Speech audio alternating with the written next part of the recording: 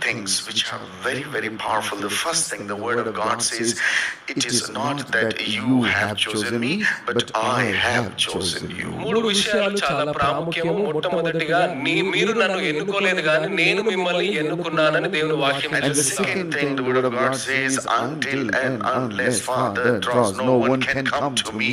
అయ్యో, మిమ్మల్ని మీరు ఎవరైతే తండ్రి మిమ్మల్ని దగ్గర తీసుకుంటారో అప్పటి వరకు మీరు ఎవరు తండ్రి And the third thing the word of God says, until and unless given from above, no one can receive.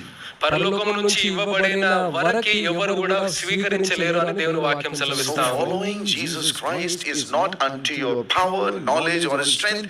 It is His grace that leads you to Him. యేసుని వెంబడించడానికి మన తెలివి జ్ఞానం కాదు కానీ ఆయన కృప ద్వారా మనని వెంబడిస్తాము. Our human endeavor or effort or intellects or austerities. మన యొక్క మానవ తెలివి తోటి మనం